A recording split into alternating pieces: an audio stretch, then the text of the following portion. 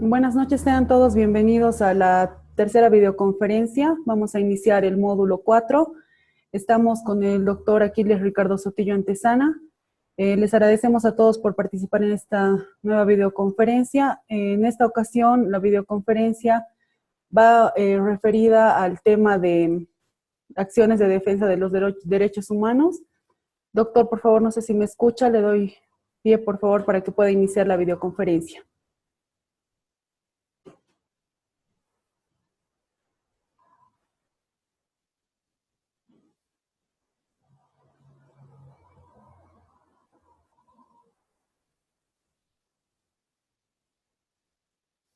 Doctor Sotillo, ¿me escucha? Buenas noches.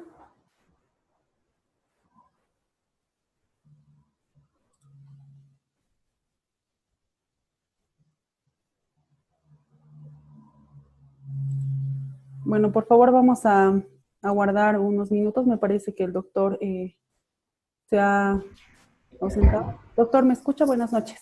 Buenas noches, ahora sí, ¿cómo está? Le doy, por favor, pie para que pueda iniciar con la exposición. Muy bien, buenas noches a todas y a todos los participantes de este curso. Estamos empezando el último módulo que está relacionado también a las acciones tutelares, un poco recordando lo que veíamos en la anterior sesión. Habíamos visto las reglas comunes de procedimiento respecto a todas las acciones tutelares. Recordarán ustedes bien que cuando hacíamos mención al ejercicio de los ámbitos del control de constitucionalidad, hacíamos referencia a tres ámbitos: el tutelar, el normativo y el competencial. En ese sentido, estábamos viendo el ámbito tutelar, que está referido a la tutela, a la protección de los derechos fundamentales. Veíamos aspectos comunes, decíamos, de procedimiento referidos al artículo 29 del Código Procesal Constitucional, donde encontramos el procedimiento, ¿no es verdad? Es decir, desde el momento de la interposición de la acción hasta que se resuelve la sentencia mediante una sentencia constitucional plurinacional. Asimismo, también revisamos en el anterior módulo el artículo 33 del Código Procesal Constitucional referido a toda la serie de requisitos necesarios y exigibles que tienen que tener justamente todas nuestras acciones, ¿no? Desde la suma, es decir, desde hacia qué autoridades vamos a presentar esta acción, el encabezado, los datos del accionante, del accionado, la relación de los hechos, el tema de los derechos vulnerados, también hacíamos mención, el tema de las vías cautelares, para todo esto terminar con el petitor, ¿no? Veíamos también las procedencias que están relacionadas a la acción de libertad en relación a lo que está previsto en el Código Procesal Constitucional y al artículo 125 de la Constitución. En ese sentido, habiendo revisado esa primera parte, esa introducción del anterior módulo, ahora sí vamos a ver el resto de las acciones que están relacionadas a la acción de amparo constitucional, a la acción de protección a la privacidad, a la acción de cumplimiento y a la acción popular. Siguiente, por favor.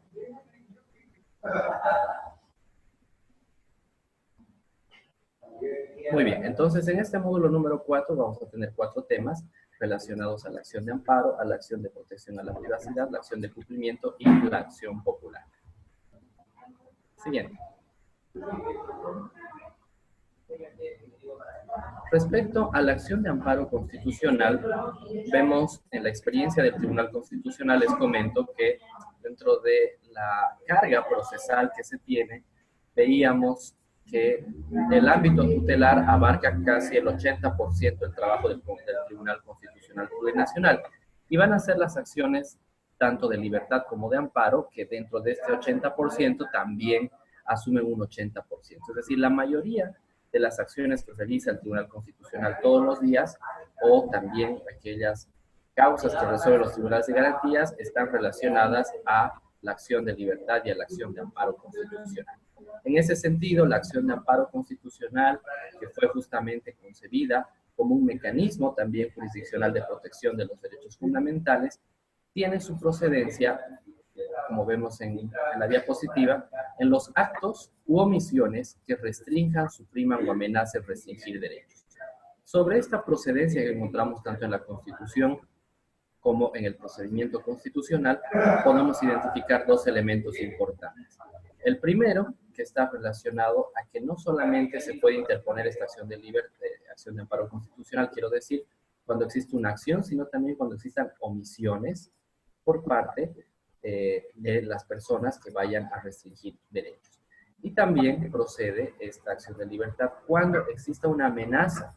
Obviamente esta amenaza tiene que ser real, tiene que ser probada, pero no es necesario, y a esa idea quiero llegar, que para interponer la acción de amparo constitucional tengamos que probar de forma directa que existe una vulneración fáctica de estos derechos. ¿Qué quiere decir esto? Que podemos interponer la acción de amparo constitucional incluso si es que no hay justamente la vulneración de los derechos de las personas. Es decir, si solamente hay una amenaza, ya podríamos considerar la acción de amparo constitucional. ¿Qué derechos va a proteger la acción de amparo constitucional? La mayoría del catálogo constitucional de derechos, que están, recordarán ustedes, del 15 al 107 de la Constitución, excepto aquellos que son tutelados por otra acción tutelar. ¿Qué significa esto? Que si tenemos otro medio en el cual podamos interponer la acción de amparo constitucional, los tribunales de garantía nos van a exigir justamente activar esas otras vías. Eso es lo que vamos a ver mucho más adelante en relación al principio de subsidiariedad y cómo opera en Bolivia y en nuestro sistema.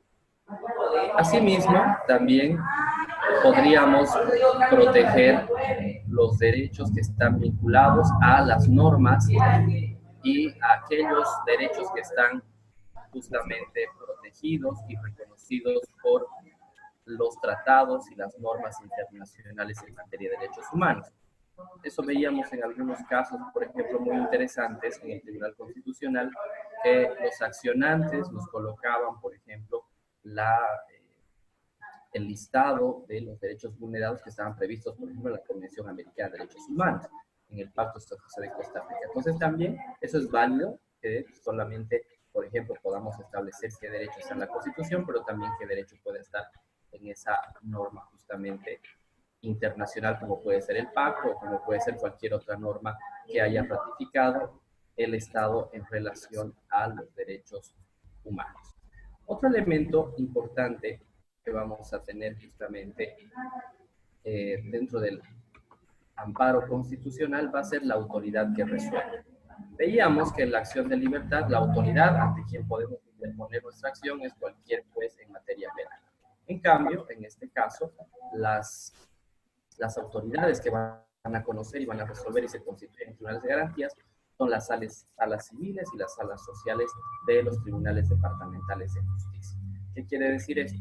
Que en nuestro encabezado, cuando dirijamos e identifiquemos aquella autoridad que va a resolver nuestra acción de amparo constitucional, tenemos que colocar de forma genérica la sala de turno del Tribunal Departamental de Justicia, si es que estamos justamente en capitales de departamento.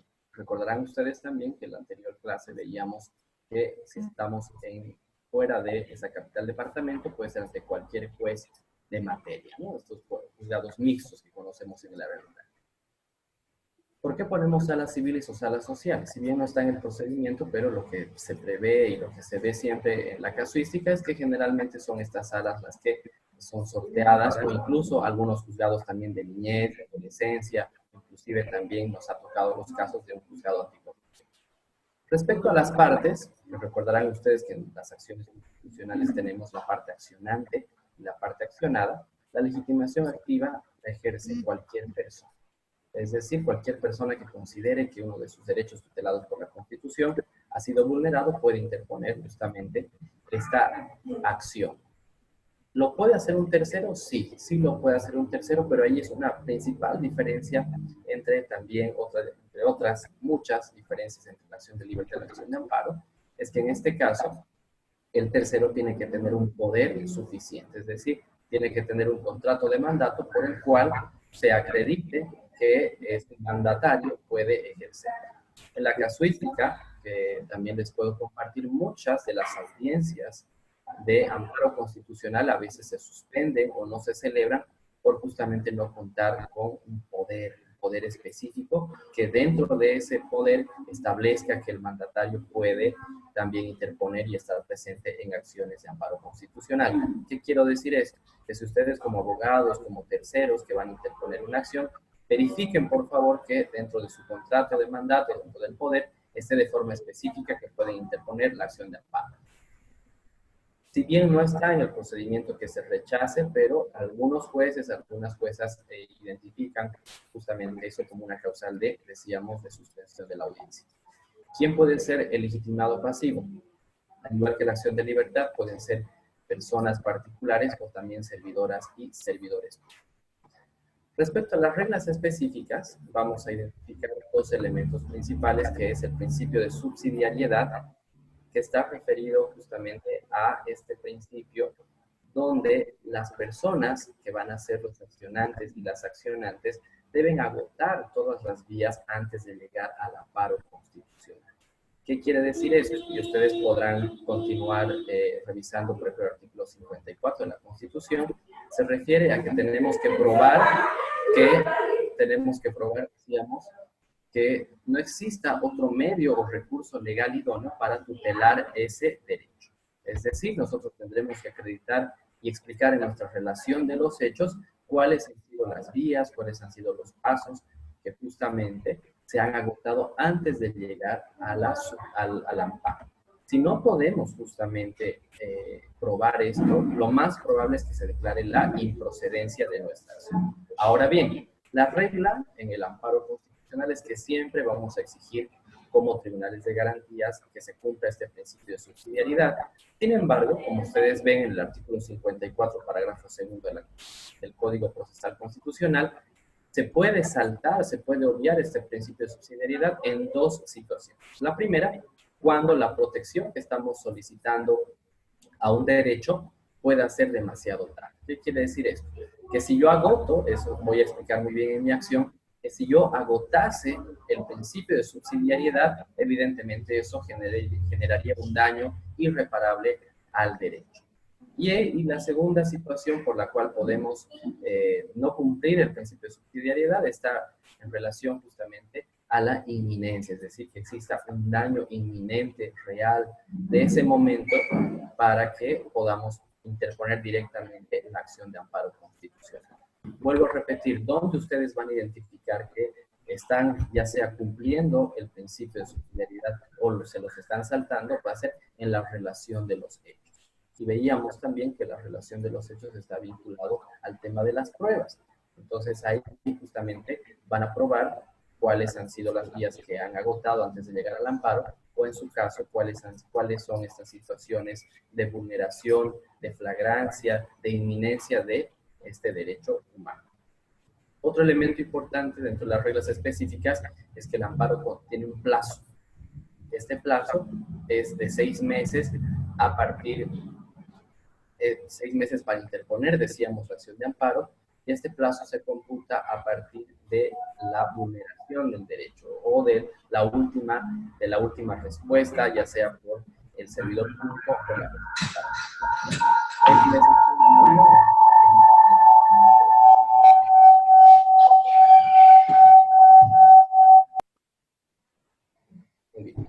Luego, un elemento también de reglas específicas, hablando de las causales de improcedencia, son las que están vinculadas y reconocidas en el artículo 53.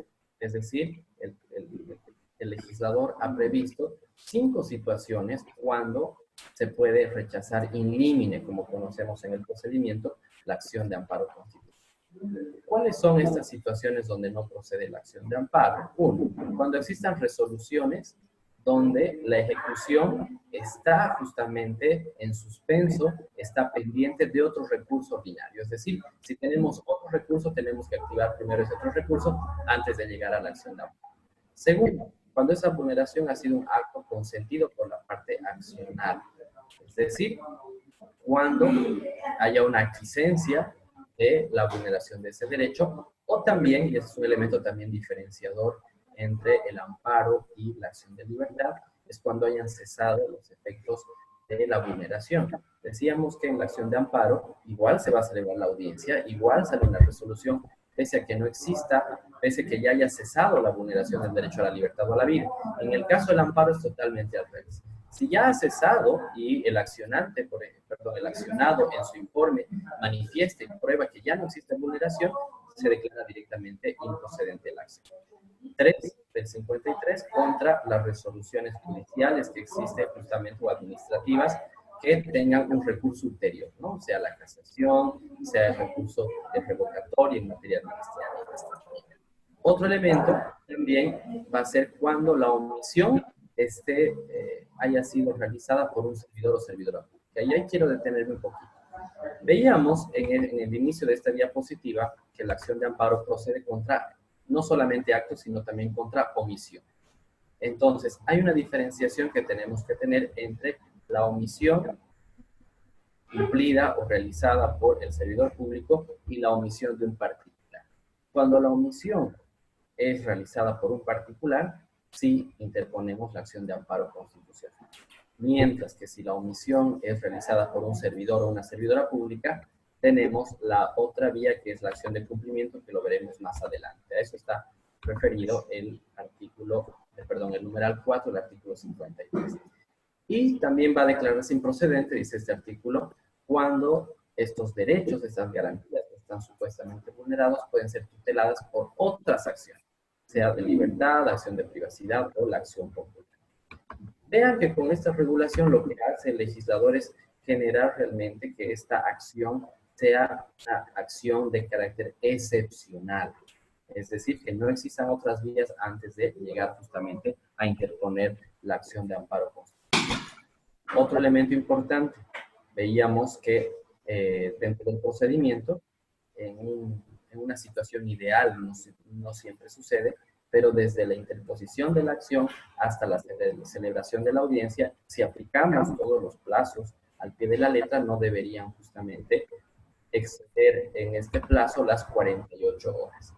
Ya en la audiencia, como ustedes bien saben, se da la palabra, decíamos, primero se verifica la notificación de las partes, se da la palabra por parte de garantías a las partes, a la parte accionada, perdón, a la parte accionante, primero a la parte accionada, y luego sale una resolución en la misma audiencia. Esta resolución va a conceder o va a denegar la tutela que se está solicitando, o también se puede determinar la responsabilidad civil o penal de justamente las personas que han estado involucradas en esta acción. Entonces vean que esta acción de amparo constitucional es una acción muy importante, es una acción amplia, pero es una acción en su naturaleza jurídica de carácter extraordinario. ¿Por qué? Porque como hemos visto, va a aplicarse el principio de subsidiariedad por el cual tenemos que agotar todas las vías antes de llegar al amparo. Continuemos, por favor, con la siguiente.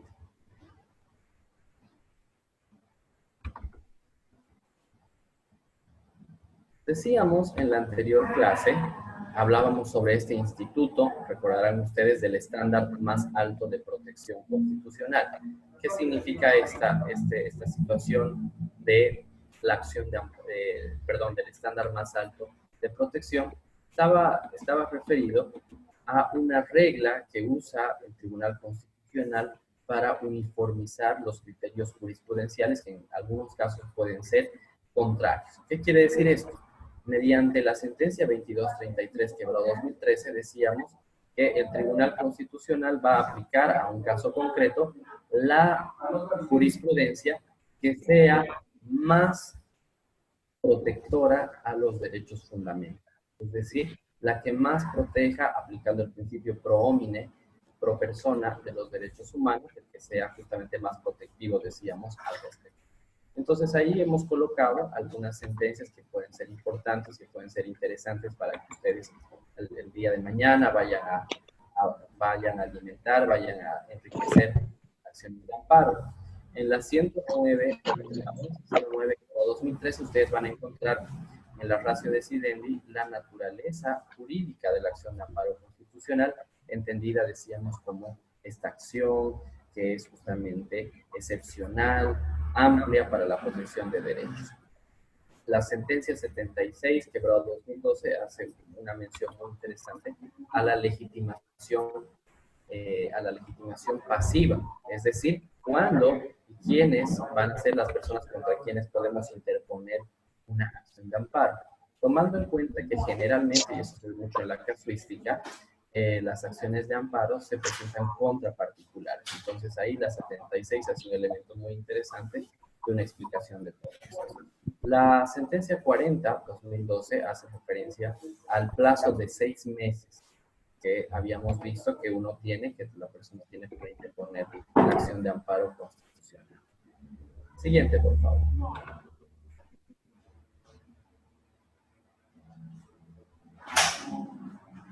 Siguiente. Muy bien. La sentencia 870, quebrado 2013, nos hace una explicación muy interesante y muy importante sobre el principio de subsidiariedad. Es decir, cómo opera, en qué situaciones, cuál también es el entendimiento que tenemos que tener al respecto. Otro elemento importante que yo creo que sí les va a servir mucho en el día a día va a ser lo que establece la 2570-2012, porque nos habla de la procedencia de la acción de libertad para tutelar derechos laborales, ¿no? Entonces, generalmente el tema de inamovilidad, el tema de mujer embarazada, y también ustedes pueden encontrar el estándar más alto de protección, ¿no? También en la 33, quebró 2012, como una última sentencia importante, que entre las varias que existen, va a hacer referencia a la violencia en razón de género, es decir, que si existen situaciones de violencia contra las mujeres, lo que nos dice esta sentencia es que podemos presentar acciones de libertad o acciones de amparo de forma indistinta. Y ahí también podemos saltar el requisito del principio de subsidiariedad, ¿no? Quizás más adelante en las preguntas veamos algunas otras sentencias de forma específica. Siguiente, por favor.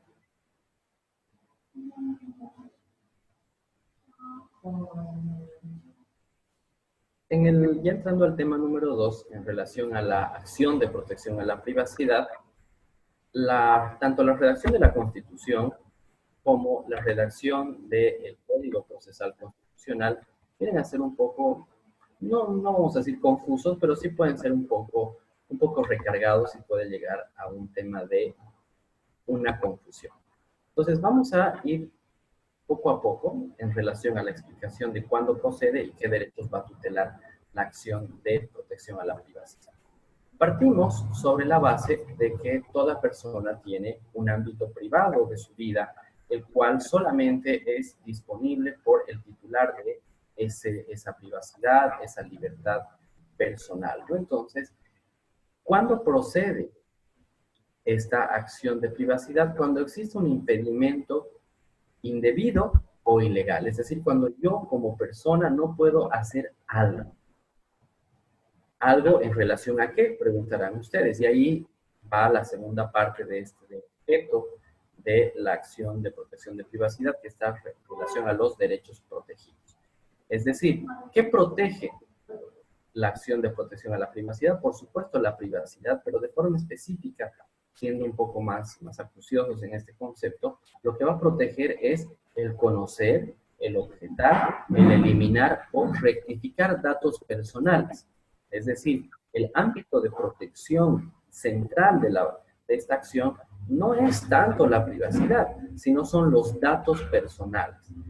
Entonces, aquí siempre me gusta explicar esto en relación a una relación de causalidad entre los datos personales en relación a esa eliminación, a esa rectificación que uno quiere hacer y que no lo puede realizar, y el vínculo que tiene que tener en esta nexo de causalidad con los derechos a la intimidad, a la privacidad, propia imagen, honra y reputación. ¿Qué quiero decir con esto? Que por un lado protegemos los datos personales y por otro, de forma también, a continuación, protegemos estos derechos a la intimidad, a la privacidad, a la propia imagen, a la honra y la reputación. ¿Por qué una persona tendría que presentar una acción de protección a la privacidad? Ahí volvemos a la procedencia. Porque respecto a sus datos personales, no puede acceder, no puede conocer, existen errores. Entonces, existe un impedimento indebido o ilegal. Es decir, tenemos que probar que existe ese impedimento indebido o ilegal respecto a mis datos personales y que a su vez va a vulnerar derechos, decíamos, a la intimidad, a la privacidad, a la propia imagen, honra y reputación. Entonces, vean que son como tres elementos muy importantes que hacen y que conforman el objeto de la protección a la privacidad. Por un lado, los datos personales, que son el objeto de protección. Estos datos personales están muy íntimamente relacionados a los derechos a la intimidad, a la privacidad, a la propia imagen, a la honra y la reputación. Y todo este concepto cierra cuando sobre estos datos personales yo no puedo acceder, no puedo corregir, no puedo conocer, ¿no? Entonces, a eso está relacionado. Generalmente lo que nos dejamos llevar un poco los abogados es por el título, ¿no? Llamamos acción de protección de la privacidad y creemos que es la privacidad la que se tutela, siendo que es lo que se tutela son los datos personales y el acceso, la rectificación, la objeción o la eliminación de un dato que pueda afectar, decíamos, otros derechos, entre otros, la privacidad. En el procedimiento y en la regulación que ustedes encuentran tanto en la Constitución como en el Código Procesal Constitucional, el tema de regulación, decíamos, es bastante similar, es idéntico a la acción de amparo constitucional. Es decir, la autoridad que resuelve esta acción van a ser las salas civiles, las salas sociales del Tribunal Departamental de Justicia, donde en capitales del departamento y en área rural estos juzgados mixtos, ¿no? Respecto a la legitimación activa, cualquier persona individual o colectiva puede presentar una acción de este tipo, tomando en cuenta que si es un tercero, tiene que tener necesariamente el poder. Y un elemento importante que menciona el procedimiento es que también las personas herederas y herederos de un fallecido también pueden interponer, tomando en cuenta que también, y eso es un elemento que lo veremos también en la jurisprudencia, si bien la muerte, jurídicamente hablando, significa el fin de la personalidad jurídica, eso no quita que existan ciertos derechos de carácter personalísimo, como por ejemplo la privacidad, que todavía subsistan. Entonces, ¿quiénes van a tutelar esos derechos personalísimos de la persona que ha fallecido? Son sus herederos, ¿no? Entonces también se les permite que ellos puedan ser los accionantes. Respecto a los accionados, tiene que ser cualquier persona, pero esta persona o este grupo de personas tienen que tener a su cargo una serie de banco de datos. Entonces, eso tengo que probar. La persona contra la cual estoy interponiendo la acción de protección a la privacidad tiene un dominio, tiene una propiedad, tiene un control sobre esos datos personales que están afectando mis derechos. ¿Cuáles son las reglas específicas? Decíamos esta relación de causalidad entre los datos personales y los derechos personales. Asimismo, el procedimiento señala que esta acción de protección a la privacidad no procede para levantar secreto de prensa. Yo no podría presentar para que un medio de comunicación, un periódico, un canal de televisión me diga su fuente, ¿no? No procede. Otro elemento, que el procedimiento es similar a la acción de amparo, ¿no? Y vamos a terminar señalando que en la resolución también, como efectos de la resolución, se concede o se deniega la acción de protección a la privacidad en relación a la protección de este derecho, y también se puede determinar la responsabilidad de carácter civil o de carácter penal. Siguiente, por favor.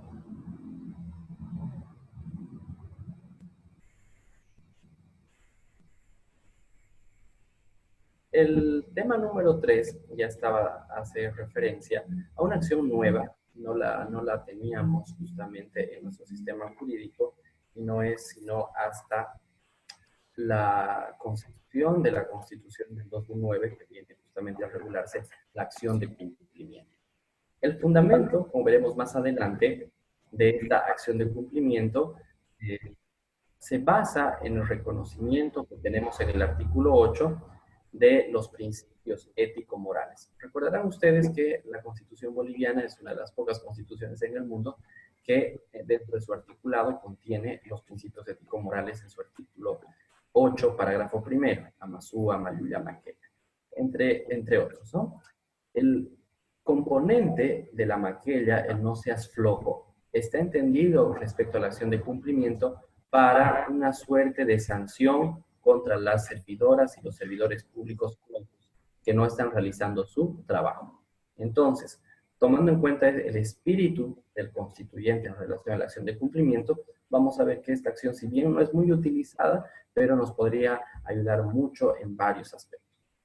Entonces, En relación a la procedencia de la acción de cumplimiento, podemos interponer cuando existe el incumplimiento de justamente un mandato constitucional o un mandato de la ley. Es decir, ¿qué es lo que voy a probar? ¿Qué es lo que tengo que relatar en mis hechos cuando ustedes presentan una acción de cumplimiento? Es que justamente no se está cumpliendo con un mandato constitucional o no se está cumpliendo con una previsión de carácter legal. Si bien no existe un derecho específico como tal que podamos decir este derecho es tutelado por la acción de cumplimiento, podríamos identificar que lo que protege la acción de cumplimiento principalmente son principios. El principio de compromiso, de competencia, de eficiencia, de calidad, de responsabilidad, de resultados, entre otros que están vinculados al artículo 232 de la Constitución, cuando habla de los fines, las funciones de la función pública. Entonces, esta acción de cumplimiento como finalidad última pretende tener una función, perdón, una administración pública, decíamos, eficiente, de calidad, con calidez. Por eso decimos que el objeto también de esta acción de cumplimiento va a ser garantizar que se ejecute, que se cumpla con una norma que no la está cumpliendo un servidor público. La autoridad que resuelve, al igual que la acción de amparo constitucional, se va a interponer ante las salas civiles o sociales o, en este caso, las salas de turno del Tribunal Departamental de Justicia. La legitimación activa es cualquier persona natural o colectiva que pueda solicitar el cumplimiento de una norma de la Constitución y también los terceros con el poder suficiente para la interposición.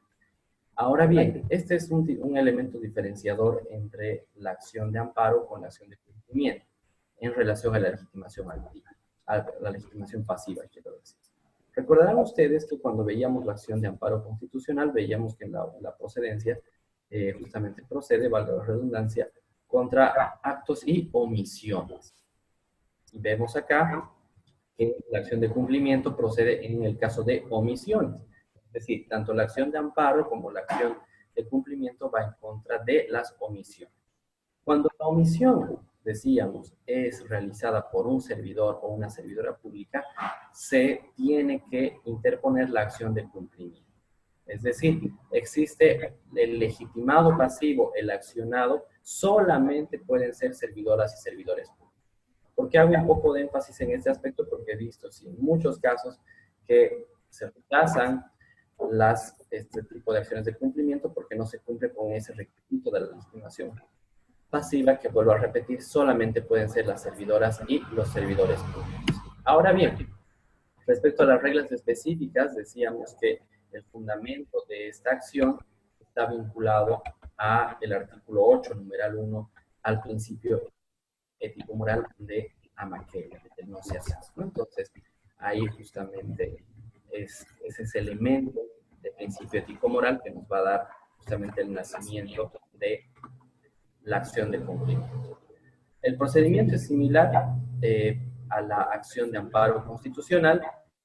Todo esto tiene también con una resolución que puede conceder o denegar.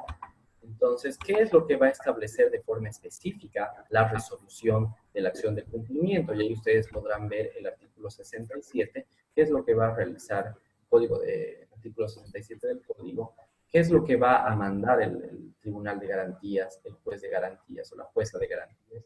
Va a ser justamente que se cumpla de forma inmediata el deber omitido, la norma que se está cumpliendo o justamente el aspecto constitucional que no se esté cumpliendo. Es decir, el Tribunal de Garantías va a establecer un plazo en el cual se tenga que cumplir la norma que se está omitiendo. Entonces, ese es un elemento muy importante de las resoluciones, porque ya, como decíamos, las mismas resoluciones nos establecen o deberían establecer en todo caso cuál es el plazo en el cual se tiene que cumplir con este deber omitido, con esta norma que no se ha omitido, o con justamente la Constitución en el caso de su incumplimiento. Asimismo, también dentro de esta resolución se puede determinar la responsabilidad, sea civil, en el caso de que hubiera habido una afectación al patrimonio de las personas, o si se ha constituido también en un delito, se remite todos los sobrados al Ministerio Público. Siguiente, por favor.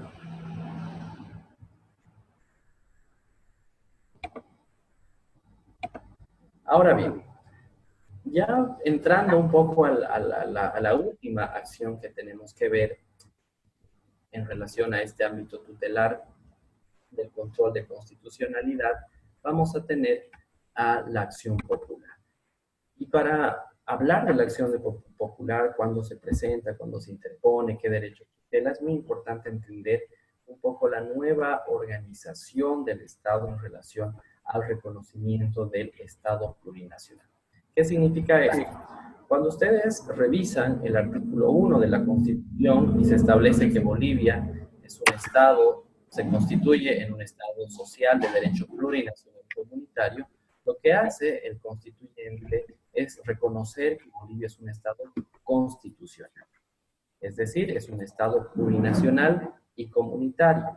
El carácter plurinacional, ustedes bien saben, que implica la superación del concepto del Estado-nación para entender que dentro del Estado boliviano existen diferentes naciones y pueblos indígenas originarios campesinos.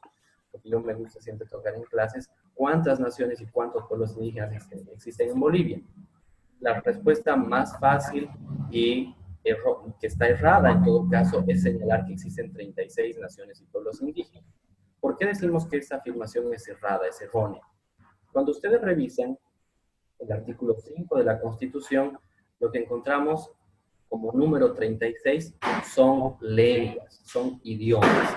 Y como ustedes bien saben, la lengua y el idioma es solamente una parte de la cultura. Entonces, no porque el constituyente haya previsto la presencia de 36 lenguas y 36 idiomas, vamos a asimilar, vamos a establecer que existen 3 naciones y 36 naciones y pueblos indígenas originarios campesinos. Más aún, si ustedes se van al artículo 31 de la Constitución, el cual reconoce que en Bolivia existen pueblos y naciones indígenas originarios campesinas que están en aislamiento voluntario o no han sido contactados. ¿Qué quiere decir esto? Que el constituyente reconoce que existen naciones indígenas que todavía no han sido contactadas o en su caso están en aislamiento voluntario y que pese a su situación tienen protección constitucional. Entonces imagínense si nosotros pusiéramos un número cerrado como el 36 o 50 naciones o 100, siempre estaríamos invisibilizando alguna por esta calidad de algunos pueblos indígenas que están en aislamiento voluntario o están justamente que no han sido contactados todavía. Entonces, ¿cuál es la respuesta para la pregunta ¿cuántas naciones y pueblos indígenas existen en Bolivia? No se sabe. Es decir, es un número indeterminado. Para que esto no quede del todo en la nebulosa, en un aspecto ambiguo, la misma Constitución, en el artículo 30, parágrafo primero, establece cuáles son los requisitos necesarios para que una colectividad humana sea considerada nación y pueblo indígena. La primera, como decíamos, es que tiene que ser una colectividad humana. La segunda, que tiene que compartir historia, es decir, tiene que tener una cultura, una historia, una cosmovisión común, tiene que tener un territorio propio, y el último elemento, que es el más importante, es que esta colectividad humana con territorio, cultura propia, tenga una preexistencia antes de la colonia española, ¿no? Entonces ahí podremos identificar cuándo sí un grupo de personas es indígena o cuándo no. Ahora bien, ¿qué significa todo esto? Esta construcción del Estado plurinacional con el reconocimiento de naciones y pueblos indígenas originarios campesinos, significa lo siguiente. Significa también una superación de la visión tradicional de los derechos fundamentales, de los derechos humanos, la cual estaba referida a que solamente el individuo, es decir, la persona individual, tiene derechos, tiene prerrogativas. En ese sentido, en nuestro sistema también existen derechos colectivos donde un grupo de personas pueden ser titulares de derechos. Por eso ahí en esa diapositiva que ustedes están viendo, en Bolivia existe esta gran división de derechos. Por un lado tenemos derechos de carácter individual y por otro derechos de carácter colectivo. Estos derechos individuales, por supuesto, son derechos subjetivos. ¿Qué significa eso? Que el ejercicio o la vulneración de estos derechos solamente le va a interesar a aquella persona que es la titular. Entonces, en estos derechos individuales tenemos un interés directo y particular. Mientras que los derechos colectivos son estos derechos de incidencia colectiva que le pertenecen a un grupo de la sociedad y que tienen por finalidad proteger bienes o derechos, decíamos, de carácter colectivo. En algunos libros, algunos autores también denominan estos derechos como derechos transindividuales o supraindividuales. Entonces, la primera idea que quiero que quede clara en este aspecto es que en Bolivia tenemos, por un lado, derechos de carácter individual, que solamente protegen a la persona en su subjetividad, pero también tenemos derechos de carácter colectivo. Siguiente, por favor. En ese sentido, ya entrando a la explicación del procedimiento sobre la acción popular, vamos a ver que cuando procede cuando tenemos un acto o una omisión que violen o amenacen con violar derechos e intereses colectivos. Entonces, dos elementos importantes. La acción de libertad se presenta contra acciones, pero también contra omisiones. ¿Cuál será la diferencia entre esta omisión? No va a ser la omisión de la acción de cumplimiento, no va a ser la omisión del amparo constitucional, sino que esta omisión va a afectar de forma directa a derechos de carácter colectivo. Primer elemento. Y un segundo elemento sobre esta procedencia es que no es necesario probar para interponer esta acción que exista una vulneración per se, una vulneración fáctica de los derechos colectivos, sino que basta probar con que exista una amenaza de los derechos de carácter colectivo para poder interponer. ¿Cuáles son estos derechos? Cuando uno revisa un poco la Constitución, van a encontrar justamente aspectos muy importantes sobre los cuales podríamos identificar qué derechos. Es decir, si bien la Constitución no establece un listado, una enumeración de los derechos que va a tutelar la acción popular, podemos desde la lectura del artículo 135, un listado de aquellos derechos, ¿no? Entonces hemos identificado que los derechos que tutela esta acción popular son el derecho al patrimonio, el derecho al espacio, el derecho a la seguridad y salubridad pública y el derecho al medio ambiente. Sin perjuicio de, como señala el artículo 135, de la Constitución, que si bien son estos derechos que son tutelados por la acción popular, algún otro derecho que esté vinculado o que esté conectado a la luz de la interdependencia de los derechos humanos previstos en el artículo 13 de la Constitución, también podríamos presentar una acción popular sobre algún derecho que no esté en este listado, pero que yo pueda conectarlo, decíamos, con alguno de estos derechos que están previstos en el 135 de la Constitución. La autoridad que resuelve son las salas de turno de los tribunales departamentales de justicia en capitales y los juzgados mixtos en las áreas rurales, ¿no? ¿Quién es el que tiene la legitimación activa? Y eso es un elemento interesante, ¿no? Si hablamos de derechos colectivos que nos pertenecen a todas y a todos, la Constitución ha previsto un elemento bien interesante porque cualquier persona, a título individual o a título colectivo, es decir, no tiene que tener la firma, nuestro memorial de 100.000 personas, sino basta con que una persona señale que existe una vulneración o una amenaza a un derecho colectivo, ya se podría presentar. Y un elemento importante es que aquí no opera el poder, no hay necesidad de tener un poder para interponer la acción popular. Asimismo, lo puede hacer el Ministerio Público, el Defensor del Pueblo, la Procuraduría. Respecto a la legitimación pasiva, si bien en un inicio pues, es generalmente el Estado el que es accionado en este tipo de acciones, también pueden ser justamente personas particulares, es decir, por ejemplo, una empresa que combine una persona jurídica que esté realizando actividades en contra del espacio, la salubridad pública, también puede ser la parte accionada. El procedimiento, como ya hemos visto, conforme al artículo 29, y la resolución va a establecer la anulación de todo acto, que ese acto que está vulnerando derechos colectivos se va a anular, o también se puede establecer la protección, la tutela de los derechos colectivos a partir de la resolución del Tribunal de Garantías. ¿Qué significa esto? que en la resolución de la acción popular, lo que podemos también vamos a identificar es la tutela de ese derecho colectivo. Es decir, puede el juez de garantías establecer ciertas acciones, ciertas políticas públicas para que, por ejemplo, un derecho al medio ambiente, a la seguridad pública, deje de ser vulnerado, ¿no? Y también igual se puede establecer los indicios de responsabilidad civil o penal contra la parte accional, ¿no? Siguiente, por favor. Ahora bien, respecto a la jurisprudencia que hemos identificado, existe una jurisprudencia, si bien existe una jurisprudencia no muy extensa dentro del Tribunal Constitucional, existen varias sentencias muy, muy interesantes, ¿no?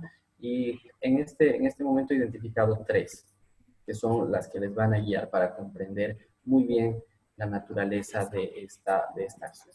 En la 322, quebrado 2013, lo que nos habla el tribunal es un poco la teorización de esta idea de derechos colectivos, cómo tenemos que diferenciarlo respecto a los derechos individuales, cómo dentro de esta división de derechos individuales versus colectivos aparece la acción popular como una acción novedosa, una acción nueva que tutela derechos, decíamos, de carácter colectivo. Asimismo, la 1018-2010, 2010-ERE, nos habla sobre la naturaleza jurídica de esta acción popular y ahí teoriza cómo se ha venido desarrollando, incluso en otros estados, cómo se ha concebido como un proceso constitucional de carácter autónoma, por eso no hablamos de un recurso, sino hablamos de una acción porque es un juicio totalmente aparte, es un procedimiento totalmente autónomo. Y la sentencia 645 también nos habla sobre la naturaleza jurídica y sobre una triple dimensión de la acción popular, que viene a ser una dimensión preventiva, una dimensión correctiva y una dimensión sancionadora. Es decir, que la acción popular nos sirve para proteger un derecho antes de que sea vulnerado, para cesar la vulneración de ese derecho mientras se esté justamente vulnerando un derecho colectivo, o también para resarcir un daño que ya hubiese existido en el pasado, ¿no? Entonces, ahí también la 645 es una de las sentencias más importantes sobre la acción popular. Entonces, como ven, hemos teorizado, hemos visto de forma breve estas cuatro acciones que son también muy importantes en relación a la tutela de los derechos fundamentales y vendría a cerrar esta idea del modelo constitucional en relación a los derechos fundamentales. ¿En qué sentido? Si bien el catálogo constitucional de derechos que va desde el artículo, del artículo 15 al 107, decíamos, tiene, como ustedes bien saben, casi 100 artículos de derechos, tenemos estas 5 acciones, cada una con su particularidad, cada una con sus características, con su naturaleza jurídica propia, que viene a proteger diferentes ámbitos de la dignidad humana. Es decir, el constituyente de una forma muy sabia ha previsto diferentes tipos de acciones. Cada una, decíamos, con su característica propia, que vienen de una manera u otra a proteger los derechos fundamentales. En algún caso, alguna vez algunos autores, no solamente a nivel nacional, sino a nivel internacional, planteaban la posibilidad de que exista una sola acción para tutelar todos.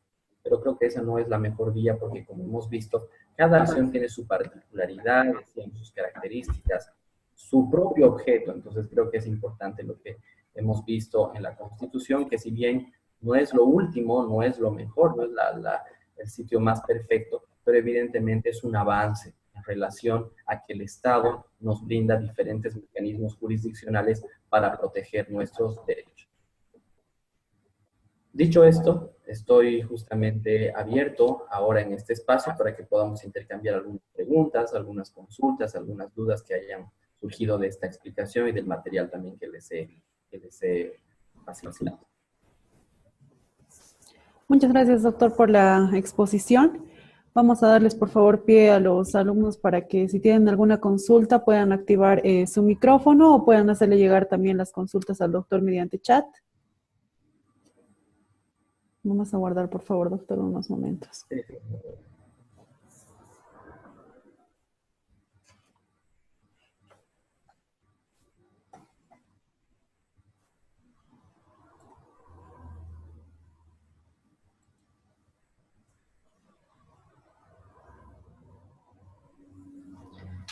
Doctor, tal vez mientras los alumnos se animan a hacerle alguna consulta con respecto a la exposición, ¿podría hablarnos un poco del trabajo que tienen que realizar hasta el lunes? Sí, claro, cómo no. Lo que se ha visto ahora, y también una de las competencias que hemos identificado a la hora de armar este curso virtual, es que si bien la norma existe, la norma está, podemos tener acceso. Lo importante de este curso corto de actualización es que ustedes puedan llegar a manejar muy bien el Código Procesal Constitucional. Entonces, se les ha exigido en este último módulo que ustedes puedan revisar los artículos del Código Procesal Constitucional, específicamente el 43 al 71, donde existe, yo les he planteado un caso donde existe por un despido aparentemente injustificado, y esta acción ustedes van a tener que realizarla. Es muy importante porque no es solamente un tipo de acción. Aquí quiero llegar. El caso es un caso de la vida real que nos ha tocado en el Tribunal Constitucional, donde ha habido diferentes razonamientos dentro del tribunal que se podrían aplicar dentro de diferentes tipos de acciones. Es decir, hay un caso y podríamos interponer diferentes tipos de acciones. Entonces ahí va a ser muy interesante que a la luz de lo que prevé el artículo 33, cada uno vaya justamente elaborando su acción para que vayamos aplicando estos temas, ¿no? Le agradezco, doctor. Les recordamos a los participantes que es la última videoconferencia que vamos a tener del curso. Entonces sería muy importante que si les han quedado algunas dudas, incluso en todos los en el transcurso, perdón, de los anteriores módulos, puedan hacerle llegar al doctor por este medio para dispersar un poco las dudas que les hayan podido quedar.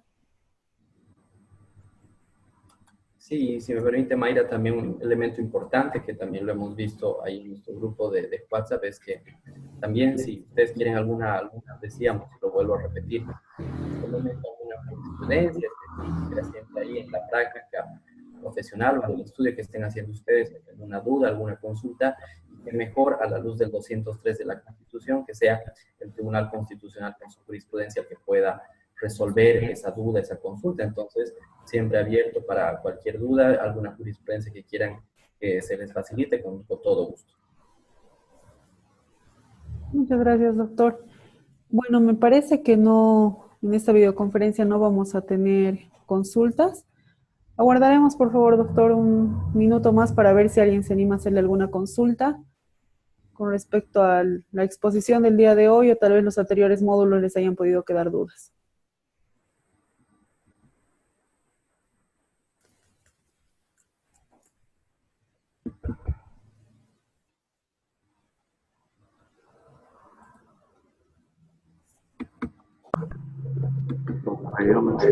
Aló, buenas noches.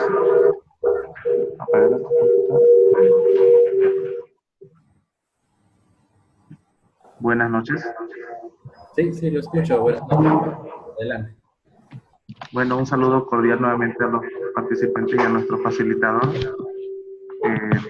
Formular la siguiente consulta en cuanto a los alcances de la acción de cumplimiento. Establece que está referida para hacer cumplir las disposiciones de la Constitución Política del Estado y también de las leyes. El derecho comparado, sin embargo, alcanza también a normas de carácter reglamentario y resolutivo, decretos, resoluciones y otros. ¿Cuál es la diferenciación entre las disposiciones referentes al alcance de la acción de cumplimiento en el caso boliviano versus el derecho comparado? Excelente pregunta, ¿no? En algunos sistemas constitucionales, quería decir, la acción de cumplimiento o también está prevista no solamente a nivel legal. Ustedes bien recordarán que conforme el principio de jerarquía normativa, no se acaba justamente en un nivel 3, ¿no? En un nivel de leyes, sino también tenemos reglamentos, tenemos decretos. También podrían el Código Procesal Constitucional y de la Constitución respecto a la acción de cumplimiento no prevé estas normas. Lo que se ha previsto justamente es que sí, y aquí le estoy buscando y vamos a hablar de la sentencia 32, quebrado 2012, que nos habla justamente de los efectos que puede tener la acción de cumplimiento en relación a el efecto prospectivo. Es decir, que existe una irradiación de la acción de cumplimiento y tendría que entenderse no solamente a esas omisiones, a esos deberes que están en la Constitución y en la ley, sino también a otras circunstancias. ¿Por qué? Porque decíamos que la acción de cumplimiento busca la efectividad, la eficiencia de la administración pública. Entonces, la administración pública no solamente se regula por leyes, sino, ustedes muy bien saben, que también por decretos, por resoluciones. Entonces, sería una acción muy interesante que se pueda plantear para que se cumpla con un decreto o una resolución. Que si bien no está prevista, vuelvo a repetir, en el procedimiento, tanto en la Constitución como en el Código Procesal Constitucional, tampoco estaría prohibido. Entonces sí se podría, si me preguntan, mi respuesta sería que sí se puede interponer para hacer cumplir un decreto o una resolución.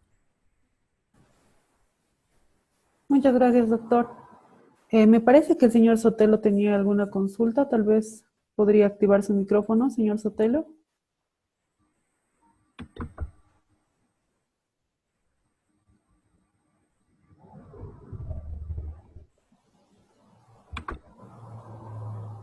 Me parece que no tenía ninguna consulta. Bueno, doctor, le agradezco mucho nuevamente por el tiempo brindado en esta nueva videoconferencia. Espero haya sido de mucha utilidad para los participantes. Recordarles que la videoconferencia ha sido grabada. Mañana a primera hora vamos a subirla a la plataforma para que ustedes puedan revisarla. También agradecemos, doctor, que haya usted aceptado ingresar al grupo de WhatsApp, porque también es de mucha ayuda para los participantes el hecho de que se les puedan presentar diferentes consultas y que usted haya sido tan amable de aceptar ingresar para que pueda responderles también por ese medio. Así es, Mayra, y solamente cerrar con estas palabras de agradecerles a ustedes por haber usado este curso, que como ven es un curso introductorio, es un curso inicial que un poco también del objetivo de esto era dejarlos motivados sobre esta área del derecho procesal constitucional, que como ven es muy nueva, es muy novedosa, pero es bien aplicable al día a día, ¿no? Entonces, buena hora por este curso y esperemos vernos en otros momentos y que ese interés que ustedes tienen por el tema constitucional siga creciendo y nos veamos en otros espacios de formación. Un saludo, que estén muy bien. Gracias, doctor. Me parece que a último momento alguien se animó. Bueno, el señor Torres nos dice, gracias, doctor, muy clara su explicación. Nos da muchas luces. Gracias. Muy buenas noches. Buenas noches a todos los participantes. Gracias nuevamente por su tiempo y gracias nuevamente a usted, doctor, por este curso. Les agradecemos a todos. Buenas noches.